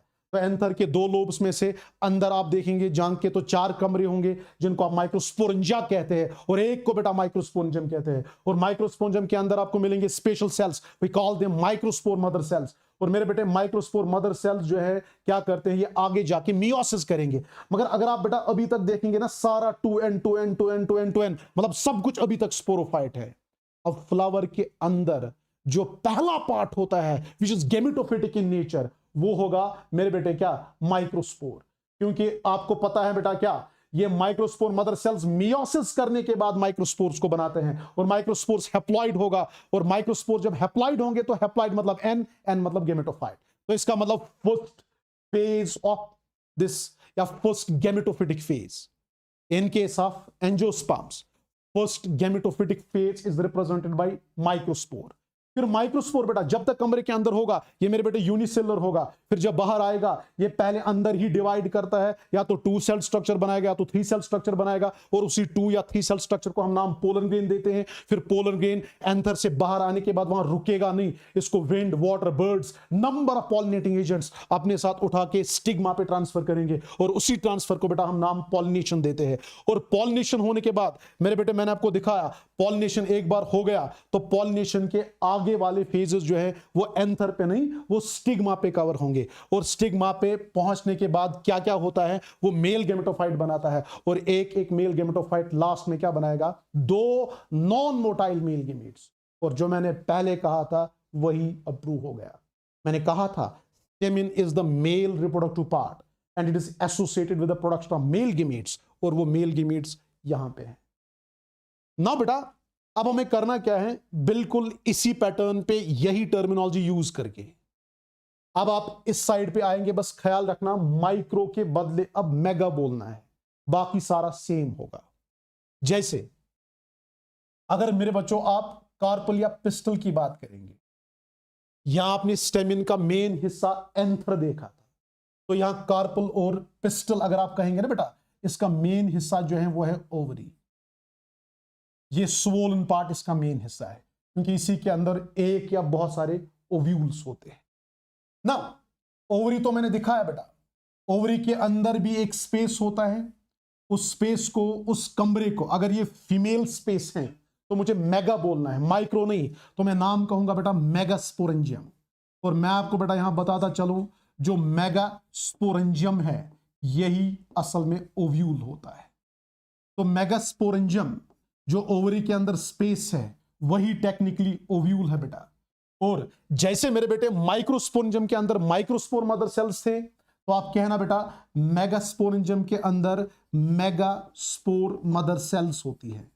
और मैं आपको बताऊं बेटा यहां पे मेगास्पोर मदर सेल्स मतलब वो सेल्स जिनसे आगे फीमेल स्पोर्स बनने वाले हैं। और आपको पता है, मैंने आपको पहले ही कहा, वो फीमेल स्पोर्स होते बेटा क्या, मेगास्पोर्स। नाउ मेरे बेटे इतना तो हमने बना लिया, अब देखते हैं आगे जाके ये मेगास्पोर्स जो है या मेगास्पोर मदर सेल जो है क्या करेंगे। जरा बता बेटा क्या होगा इन मेगास्पोर मदर सेल्स। जो माइक्रोस्पोर मदर सेल्स का हुआ वही खेल मेगास्पोर मदर सेल्स भी खेलते हैं। मतलब वहां पे अगर मियोसिस हुआ तो यहां पे भी मेरे बेटे मियोसिस होगा, और अगर मियोसिस होगा तो आपको पता है मियोसिस के बाद क्या बनेगा, दे विल फॉर्म मेगास्पोर्स। तो हम लिखेंगे यहां पे मेरे बेटे क्या, MMC। ये वाला MMC क्या था, माइक्रोस्पोर मदर सेल, ये वाला MMC है मेगास्पोर मदर सेल। ये भी बेटा डिप्लॉयड, ये भी आप देखेंगे पहली बार रिडक्शनल डिवीजन करेगा, मियोसिस करेगा बेटा। मियोसिस के बाद it will form large sized female spores, and those large sized female spores are called as बेटे व्हाट, मेगास्पोर्स। और ये मेगास्पोर्स भी मेरे बेटे क्या होंगे, हैप्लॉयड। तो ये भी पहला सेल रिप्रेजेंट करता है फीमेल गेमेटोफाइट का, जैसे माइक्रोस्पोर रिप्रेजेंट करता है first cell of male gametophyte, similarly megaspore represents what, the first cell of female gametophyte. और इसको मेरे बेटे पता है, मुझे कहीं जाने की जरूरत नहीं है, मेल गेमेट ही इसके पास आएगा, तो ये अपनी ही जगह ओव्यूल के अंदर ही बैठ के ये कन्वर्ट होता है into a structure called as female gametophyte. बेटा मैं आगे डिटेल में ये सारी चीजें आपको पढ़ाऊंगा। जो ये मेगास्पोर हैं, जो मेगास्पोरेंजियम या ओव्यूल के अंदर बना, ये वही बैठ के बेटा कन्वर्ट होगा किसमें, into structure called as female gametophyte, and this female gametophyte is also called as embryo sac. और याद रखना बेटा, यहां ध्यान रखना, क्योंकि ये मियोसिस से बना, इसलिए एम्ब्रियो सैक या फीमेल गेमेटोफाइट के अंदर हर एक सेल जो है वो हैप्लॉइड होगी। नाउ अगर यहां पे आपके लिए, अगर मैं आपके लिए बेटा यहां पे एम्ब्रियो सैक या फीमेल गेमेटोफाइट का स्ट्रक्चर बनाऊं, आप ध्यान रखना आगे काम आएगा बहुत। एक फीमेल गेमेटोफाइट या एक एम्ब्रियो सैक अगर आप देखेंगे, इसमें एक बड़ी सी सेल होती है, और इस सेल के अंदर आपको 2 पोलर न्यूक्लियस मिलेंगे, ये भी N ये भी N, क्योंकि एम्ब्रियो सैक फीमेल गेमेटोफाइट है ये बेटा, इसका हर एक सेल हैप्लॉइड होगा। तो आप अंदर देख रहे हैं मेरे बेटे, एक फीमेल गेमेटोफाइट में एक बड़ा सा सेल होता है, एक एंजियोस्पर्मिक एम्ब्रियो सैक में बड़ा सा सेल होता है, और उस सेल के अंदर 2 पोलर न्यूक्लियस होंगे। इसके साथ साथ मेरे बेटे आप देखेंगे इसमें 2 सेल्स आपको और मिलेंगे, जिनमें अपना अपना न्यूक्लियस है, ये भी एन, जिनको आप मेरे बेटे क्या देते हैं नाम, साइनर्जिड्स। और बेटा साइनर्जिड्स के अलावा इनके साथ जुड़ा होता है फीमेल गेमीट, और फीमेल गेमीट ही ज्यादा इंपॉर्टेंट है, तो कलर करके इसको थोड़ा ऐसे बोल्ड करके दिखाएंगे। Now this is what we called egg. और दूसरे साइड से मेरे बेटे आप देखेंगे there are 3 more cells and we call them antipodals, ये भी एन, ये भी एन, ये भी एन। तो ये बेटा आपके सामने मैंने स्ट्रक्चर बनाया फीमेल गैमेटोफाइट का, आपके सामने मैंने स्ट्रक्चर बनाया एम्ब्रियो सैक का। और अगर मैं इसको लेबल करूं तो आप ध्यान रखेंगे, ये दो सेल्स जो आप देख रहे हैं, we call them 2 synergids, we call them मेरे बेटे व्हाट, 2 साइनर्जिड्स। और ये मेरे बेटे एक फीमेल गिमीट होगा जिसको आप एग बोलते हैं, और ये तीनों चीजें मिलके एग एपरेट्स बनाते हैं। एक बार सवाल पूछा गया था बेटा नीट में आपको, एक एग एपरेट्स में क्या होता है, इट कंटेन्स 2 साइनर्जिड्स एंड 1 एग। और इसके अलावा जो दो इस वाले साइड से आपको ये 3 सेल्स मिलेंगे, इनको हम मिला के बोलते हैं बेटा क्या, 3 एंटीपोडल्स। ना बेटा अगर मैं आपसे अब पूछूं क्वेश्चन, मुझे बताइए एक फीमेल गैमेटोफाइट या एक एम्ब्रियो सैक में टोटल सेल्स कितने प्रेजेंट है। तो आप गलत नहीं करना, आई होप कि आप बताएंगे मुझे कितने सेल्स हैं टोटल। देखो जनरली बच्चे क्या करते हैं, वो बोलते हैं साइनर्जिड एक, ये दूसरा साइनर्जिड, एग एक, हो गए 3, और एंटीपोडल 3 हो गए 6। मगर वो इस सेल को भूल जाते हैं जो मैंने पहले ही बनाया। मैंने पहले कहा एक बड़ा सा सेल होता है जिसमें 2 पोलर न्यूक्लिय होंगे, and in fact it is the largest cell of embryo sac, यही आप भूल जाते हो। तो अगर आप इस एक बड़ी सी सेल को देखोगे, इसको हम सेंट्रल सेल कहते हैं, इसके अलावा 2 साइनर्जिड्स देखेंगे, हो गए 3 सेल्स, एग हो गया 4 सेल्स, और ये 3 एंटीपोडल्स, मतलब टोटल इसमें सेल्स होंगे मेरे बेटे 7। तो हम कह सकते हैं बेटा इट इज 7 सेल स्ट्रक्चर, मगर इस 7 सेल स्ट्रक्चर में आपको न्यूक्लियस जो है वो 8 मिलेंगे। अगर बेटा सेल 7 हैं, ये न्यूक्लियस कैसे 8 आ गए, क्योंकि एक सेल में आप देखते हैं there are 2 polar nuclei, and this cell is what we called central cell, it is large cell, इस लार्ज सेंट्रल सेल या large cell, and it is having 2 polar nuclei, 2 polar nuclei. तो बता बेटा अगर आप फीमेल गैमेटोफाइट या embryo sac का structure अब देखेंगे जो मैंने आपके सामने ड्रा किया, मुझे बताएं इसमें क्या क्या आता है। Sir it is simply a 7-celled 8 nucleate structure. It has got 2 synergids, 1 egg together called as egg apparatus. और इसके अलावा इसमें होते हैं 3 antipodals, and besides there is a large cell containing 2 polar nuclei. ठीक, अब बेटा आप ख्याल रखना यहां, जरा आप इस स्लाइड पे एक बार वापस आए और इस पे ध्यान रखें आप। हमारे पास मेल गेमिट्स कितने हैं, 2 मेल गेमिट्स 2 हैं। और अगर आप यहां से एम्ब्रियो सैक का स्ट्रक्चर देखेंगे, एम्ब्रियो सैक में आपको फीमेल गेमिट 1 मिलेगा, तो मतलब मसला हो गया, फीमेल गेमिट 1 आया और मेल गेमिट्स जुड़ने के लिए 2 तैयार है। अब बताओ अगर आप एक को एग के साथ फ्यूज कराओगे तो दूसरे का क्या होगा। इसका मतलब हमें दूसरे मेल गेमिट के लिए भी कुछ ना कुछ जुगाड़ जो है करना पड़ेगा। चलो देखते हैं क्या करेंगे। ध्यान रखना, हम कहते हैं इन साइनर्जिड्स को, भाई साहब हमारे पास एक मेल गेमीट पड़ा है, क्या आप उसके साथ फ्यूज हो जाओगे। कहते हैं नहीं भाई, हमारा काम ये नहीं है, हमारा काम जो है हमने वो किया, हम डिजनरेट होते हैं, हम किसी मेल गेमीट के साथ फ्यूज होते नहीं। एग तो ऑलरेडी एक के साथ फ्यूज होने के लिए तैयार है। अब हम गए एंटीपोडल के पास, एंटीपोडल कहता है भाई नहीं, हम भी नहीं फ्यूज हो जाते हैं, हमारा जो काम था हमने किया, नहीं क्यों हो जाएंगे फ्यूज। तो मेरे बेटे जब एंटीपोडल भी फ्यूज होना नहीं मान रहा है, जब साइनर्जिड भी नहीं मान रहा है, एग तो ऑलरेडी रेडी है, अब हम दूसरे मेल गेमेट के लिए क्या लाएंगे फ्यूज करने के लिए। तो हमारे पास एक ही ऑप्शन बचता है, वो है ये 2 पोलर न्यूक्लिय। मगर ये पोलर न्यूक्लिय एक शर्त रखते हैं, बोलते भाई हम फ्यूजन के लिए आएंगे, हम अभी अलग अलग हैं, हम 2 अलग अलग हैं, मगर जब हम मेल गेमेट के साथ फ्यूज हो जाएंगे, हम पहले खुद फ्यूज होके सेकेंडरी न्यूक्लियस बनाते हैं। तो मेरे बेटे अगर आज के बाद से आपको कहेगा कोई कि सेकेंडरी न्यूक्लियस नाम की चीज तो यहां होती ही नहीं, ये कहां से आ गई, तो कह देना ये 2 पोलर न्यूक्लिय जो है यही फ्यूज होने से पहले खुद फ्यूज हो जाते हैं और एक ही डिप्लॉयड न्यूक्लियस बनाते हैं, जिसको आप क्या नाम देते हैं, सेकेंडरी न्यूक्लियस।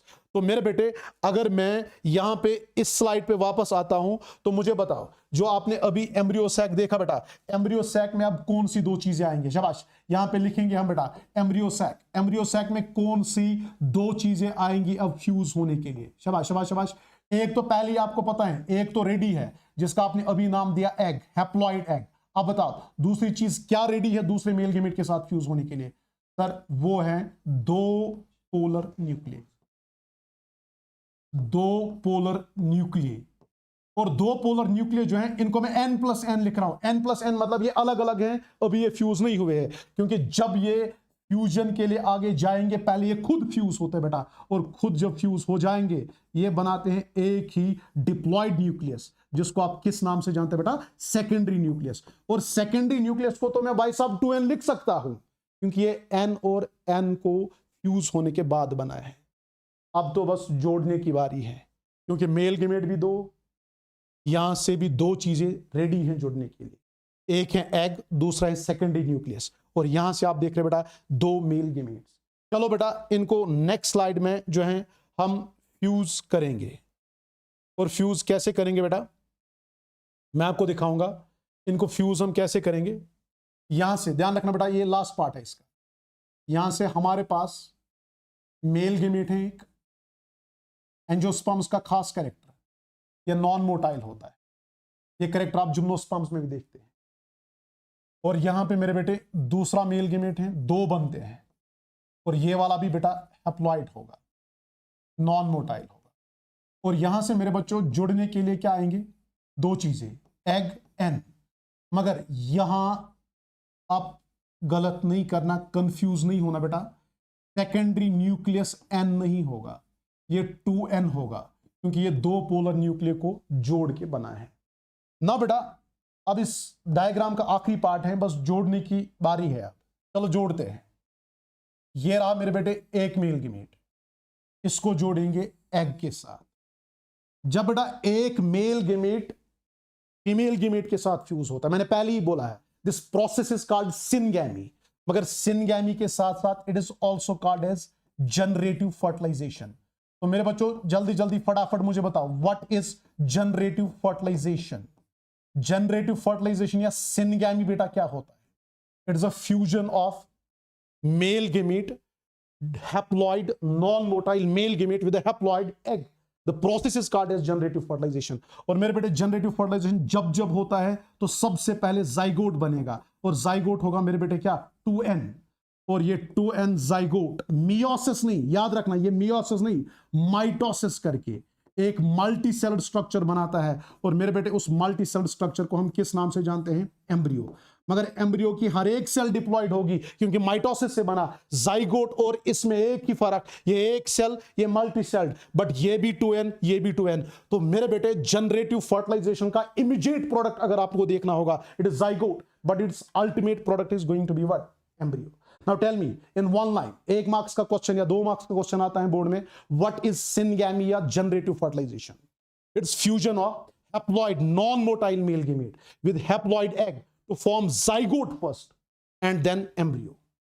इसी तरह मेरे बेटे अगर आप दूसरे मेल गेमेट को देखेंगे, इसको सेकेंडरी न्यूक्लियस के साथ जुड़ना है, और इस फर्टिलाइजेशन को हम नाम देते हैं वेजिटेटिव फर्टिलाइजेशन। क्या देंगे मेरे बेटे नाम, वेजिटेटिव फर्टिलाइजेशन। और मेरे बेटे वेजिटेटिव फर्टिलाइजेशन का एक और नाम है, अगर आप वेजिटेटिव फर्टिलाइजेशन में देखेंगे असल में 3 न्यूक्लिय आपस में जुड़ रहे हैं। कैसे 3, मेल गेमेट का एक और सेकेंडरी न्यूक्लियस के 2 न्यूक्लिय जुड़ रहे हैं, और जब 3 न्यूक्लिय का फ्यूजन हो रहा है, that's why this vegetative fertilization is also called as triple fusion. जैसे जनरेटिव फर्टिलाइजेशन का बेटा एक और नाम सिनगैमी है, वैसे ही मेरे बेटे वेजिटेटिव फर्टिलाइजेशन का एक और नाम ट्रिपल फ्यूजन है। और जाहिर सी बात है बेटा, इसमें जो चीज बनने वाली है वो ट्रिप्लॉइड होगी, वो 3n होगा, क्योंकि इसके 2n और इसका 1n। और इसी पेन को हम नाम देते हैं प्राइमरी एंडोस्पर्म न्यूक्लियस। तो बता बेटा सब, प्राइमरी एंडोस्पर्म न्यूक्लियस जो है ये इमीडिएट प्रोडक्ट होता है किसका, ट्रिपल फ्यूजन का, या यू कहो वेजिटेटिव फर्टिलाइजेशन का। और ये पेन, ये प्राइमरी एंडोस्पर्म न्यूक्लियस बेटा आगे जाइगोट की तरह माइटोसिस से डिवाइड करेगा, और माइटोसिस करने के बाद एक न्यूट्रिटिव टिश्यू बनता है बेटा, और उस न्यूट्रिटिव टिश्यू को हम नाम देते हैं क्या, endosperm. We call that nutritive tissue as endosperm. तो मेरे बेटे जब इसने डिवाइड किया माइटोटिकली, एक न्यूट्रिटिव टिश्यू बना, उस न्यूट्रिटिव टिश्यू को हम नाम देते हैं एंडोस्पर्म, और ये होगा मेरे बेटे 3n। सब बेटा मुझे बताओ, what is generative fertilization and what's vegetative fertilization? Sir, generative fertilization, syngamy is the fusion of male gamete with the egg to form zygote first and then embryo. Vegetative fertilization or triple fusion is the fusion of male gamete with the secondary nucleus to form primary endosperm nucleus, जो आगे mitotically divide करके क्या बेटा बनाएगा, endosperm. Now अगर आप देखेंगे बेटा फ्यूचर प्लांट वो एम्ब्रियो होता है, एम्ब्रियो से नया प्लांट बनेगा, क्योंकि मैंने स्टार्टिंग में कहा था पिलिन्यूल रेडिकल इसी का होता है, पिलिन्यूल से शूट सिस्टम, रेडिकल से रूट सिस्टम बनता है। तो नया प्लांट जो बनेगा बेटा वो एम्ब्रियो से बनेगा, मगर जब तक एम्ब्रियो नया प्लांट बनाएगा, जब तक उसमें लीव्स डेवलप होंगे, जब तक वो खुद से फूड बनाएगा, तब तक इसको खाना देना है, और वो खाना देने की जिम्मेदारी किसकी है बेटा, एंडोस्पर्म की। तो मेरे बेटे एंडोस्पर्म नए प्लांट को बनाने में कुछ कंट्रीब्यूट नहीं करता, बस इसका एक काम होता है बेटा, वो होता है एम्ब्रियो को नरिशमेंट प्रोवाइड करना, जब तक ये इस लायक बने कि ये खुद से अपना फूड बनाए। हालांकि एम्ब्रियो नहीं बनाता, जब ये एम्ब्रियो जर्मिनेट होगा बेटा, छोटा सा प्लांट बनाएगा, छोटे से लीव्स निकल आएंगे, फिर फोटोसिंथेसिस करेगा, तब तक इसको खाना या तो कुछ केस में आप आगे देखेंगे कॉटलिडन प्रोवाइड करेगा, ज्यादातर तो फूड प्रोवाइड करता है बेटा कौन, एंडोस्पर्म। हाँ, कुछ में कॉटलिडन भी करेगा, वो आगे देखेंगे। फिलहाल ये न्यूट्रिटिव टिश्यू है and its role is to provide nourishment to embryo.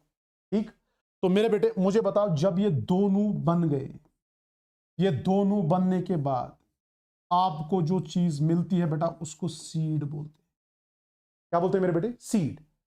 मेरे बच्चों आप ऐसा नहीं कहना कि सीड बना, ये 3n है, ये 2n है, तो ये 5n होगा। ओ भाई ये 5n नहीं होगा, हमें प्लांट वापस बनाना है, एंजियोस्पर्म वापस बनाना है, वो 2n होना चाहिए।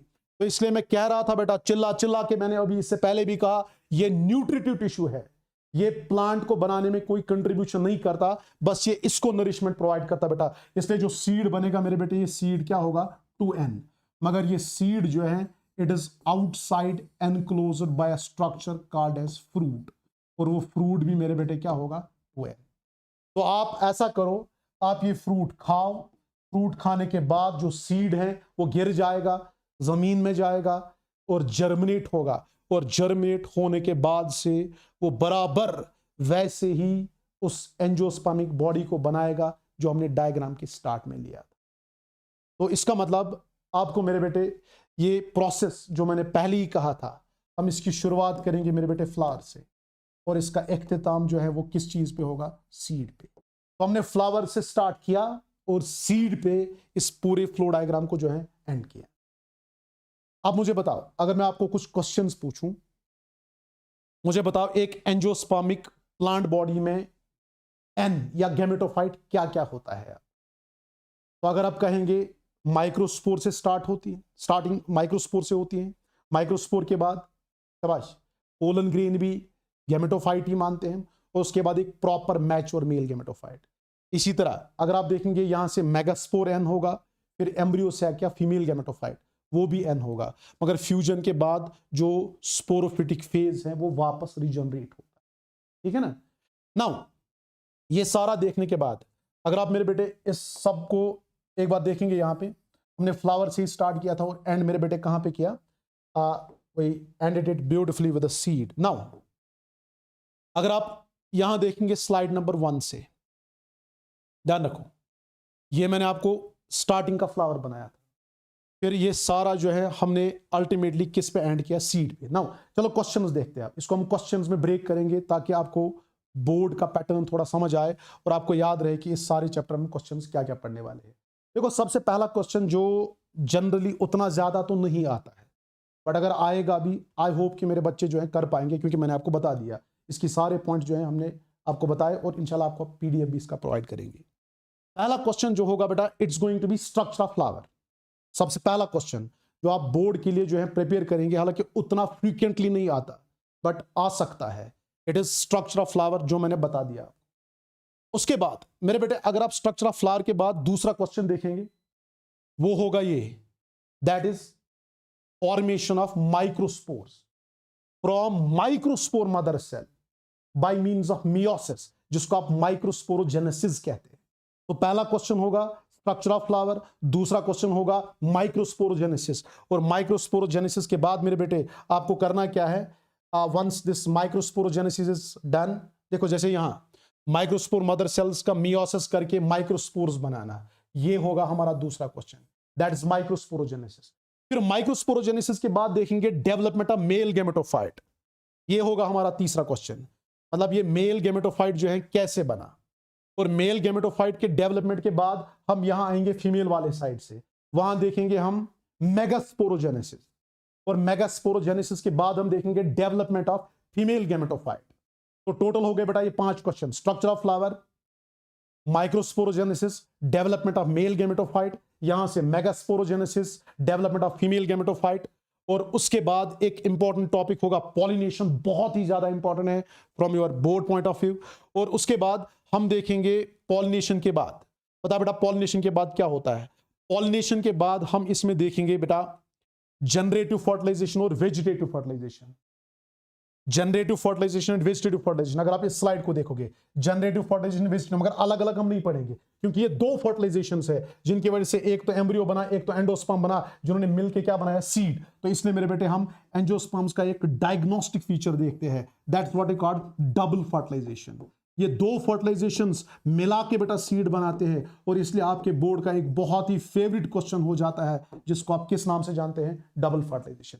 तो number 1 structure of flower, microsporogenesis, development of male gametophyte, megasporogenesis, development of female gametophyte, pollination, और पॉलिनेशन के बाद डबल फर्टिलाइजेशन, और डबल फर्टिलाइजेशन के बाद आप एंड में देखेंगे एम्ब्रियो का बनना, इसके बाद एंडोस्पर्म का बनना, और सबसे लास्ट में फ्रूट और सीड का बनना। और मेरे बेटे यही वो डिफरेंट क्वेश्चंस है जो हम एक एक करके इंशाल्लाह जो है आने वाले सेशंस में इसमें डिस्कस करेंगे। तो अगर मैं क्वेश्चंस को नोट कराऊं, यहां पे क्वेश्चन नंबर 1 हमारा होगा, यहां पे बेटा ध्यान रखना आप, अगर क्वेश्चन नंबर 1 यहां देखेंगे, it's going to be what, structure of flower.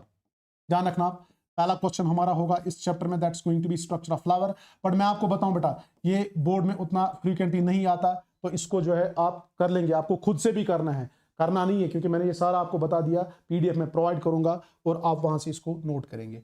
उसके बाद जो इसका बहुत ही एक इंपॉर्टेंट क्वेश्चन है दूसरा, that's going to be microsporogenesis. मैंने मगर इसकी बेसिस आपको समझा दी, व्हाट इज माइक्रोस्पोरोजेनेसिस अभी पढ़ा नहीं, आप एटलीस्ट बोल तो सकते हैं, it is process of formation of haploid microspores from diploid microspore mother sales bye means of meiosis. और एक बार ये हो गया बेटा, फिर उसके बाद हम देखेंगे मेरे बेटे इसमें एक और question, that's going to be what, development of male gametophyte, development of male gametophyte, और ये मेल गेमेटोफाइट कैसे डेवलप होगा ये भी हम देखेंगे।